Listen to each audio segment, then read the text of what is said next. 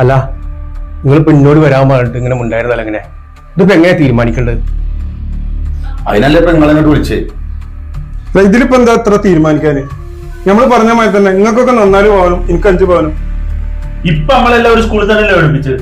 എന്ത് കണക്കായി പറയുന്നത്? അതൊന്നും നടക്കൂല. അല്ല ഇമ്മ മരിക്കണവരെ നോക്കിയതാരാ? അതിന്മാക്ക് മരുന്നിനും ചെലവിനുള്ള പൈസ ഞങ്ങൾ തന്നിട്ടില്ലേ? അതെ ഇമ്മ കടപ്പിലായപ്പോഴേ ഇമ്മ എല്ലാ കാര്യവും നോക്കി എന്റെ പെണ്ണുമ്പോൾ ഞാനും ആ കണക്കിലേ നിങ്ങൾ തോൽക്കും. തള്ളാര് വാരി അത്രേ, മക്കള് വാരൂല. ഈ വാര്യം കോരിയും കണക്കൊന്നും ആരും പറയണ്ട അവിടെ. പറയും. കർണാടകയിൽ ഇഞ്ചി കൃഷി നടത്താൻ വേണ്ടിട്ടേ നമ്മളെ മുന്നത്തെ 10 സെന്റ് സ്ഥലം വിറ്റ് ആർക്കും വേണ്ടിട്ടാ? അതാ വലിയ കാര്യമായത്. അതിന്റെ ബാക്കി 5 സെന്റ് സ്ഥലം വിറ്റതേ അനക്ക് ഗൾഫിൽ പോകാൻ വേണ്ടിയാ. അത് ചുമ്മാ മറക്കണ്ട.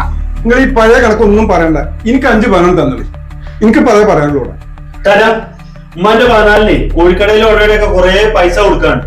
അത് ഞാൻ ഏറ്റവും ഉമ്മാന്റെ കവറിന്റെ മേളിൽ വെക്കാൻ 2 മീസാങ്കല്ല് വാങ്ങിക്കണേ. അതിന്റെ പൈസ കൊടുക്കാണ്ട് അത് കൊടുക്കില്ല കൂട്ടത്തില്. അമീറേ വല്ലതും അതിര് കിടക്കണ്ടേ?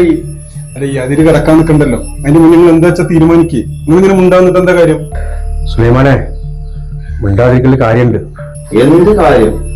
നിങ്ങളമ്മ എന്റെ പെങ്ങളെ മരിക്കുന്നതിന് മുന്നോട്ട് കാര്യം പറഞ്ഞിനി. എന്ത് കാര്യം?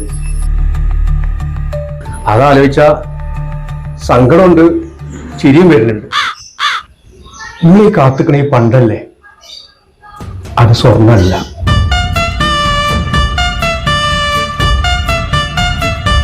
പിന്നെ ആ മുക്ക് വേണ്ട. പാവം നിങ്ങളമ്മക്കൊരു ഒസിയത്ത് ഉണ്ടേനടാ. നിങ്ങളെങ്ങാനോ പണ്ട് എവിടെയെങ്കിലും വിൽക്കാനോ പണയം വെക്കാനോ പോയി എന്റെ കുട്ടികൾ എവിടെയും പോയി മാനം കിടുമോ? പ്രത്യേകിച്ച് പറഞ്ഞിരുന്നു ഇത് മുക്കുകൊണ്ടാണെന്ന് അവരോട് പറയണമെന്ന്. കണ്ടടാ പെറ്റ വയറിന്റെ വേദന.